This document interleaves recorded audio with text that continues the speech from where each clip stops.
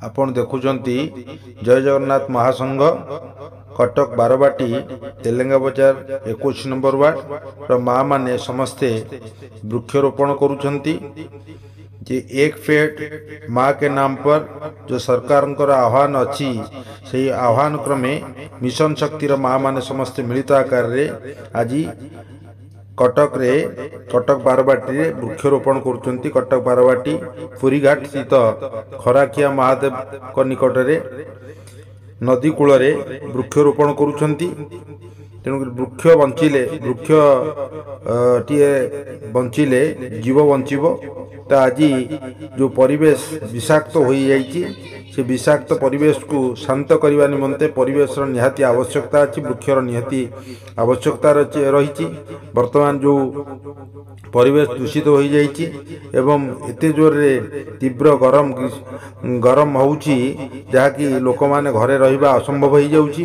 तेणुकरी वर्तमान पृथ्वी रे बहुत परिवेश पाई बहुत असुविधा सम्मुखीन होबाक पड़ुची। अंगारकाम्ल अम्लजान ताहा कमी जाउची। तेणुकरी वृक्ष रहिले जीवजगत बंचिब। तेणु वृक्ष रोपण करिया पई सरकारंकर आह्वान, सेही आह्वान रे आमर माँ माने सहयोग करुचंती एवं वृक्षरोपण करुचंती। प्रत्येक व्यक्ति वृक्षरोपण करने दरकार। जेते वृक्षरोपण करा जिवो सेते परिवेश शांत रहिबो एवं जीवजगत बंची रहिबो। जीवजगत वर्तमान विषाक्तमय होबार लागिछि। तेणु ये विषाक्त को शांत करिपार केवल वृक्ष। वृक्ष ही आमर जीवन।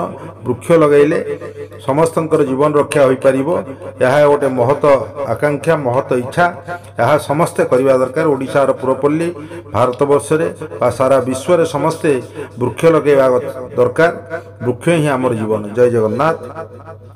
आसंतु जानिबा जय जगन्नाथ महासंघ आनुकूल्य रे आज पुरीघाट स्थित खराखिया महादेव निकट रे वृक्षरोपण करा जाउची। प्राय 200-300 माँ माने एठी आसी वृक्षरोपण करुचंती। तेणुकरी वृक्ष बंचिले जीवजगत बंचिब। वृक्ष ही आमर जीवन। वृक्ष समस्त को लगेवा पई आह्वान करा जाउची। समस्ते वृक्ष लगांतु एवं परिवेश को रक्षा करंतु। आमर विश्व वर्तमान अशांतमय होई पड़िची। जेहेतु परिवेश नहीं, परिवेश को काटी कंक्रीट जंगल चारिआडे तैयारी करा जाइछि। आउ से घर चटिया पक्षी नाहंती कि से चाल घर नहीं। तेणुकरी आमे समस्तंकर उद्योग रहिबा दरकार जे आमे माने वृक्षरोपण करिबा निहाती आवश्यकता अछि। तेणुकरी वृक्षरोपण करा जाउछि। जय जगन्नाथ। जय जगन्नाथ महासंघ आनुकूल्य रे आज वृक्षरोपण करा जाउछि।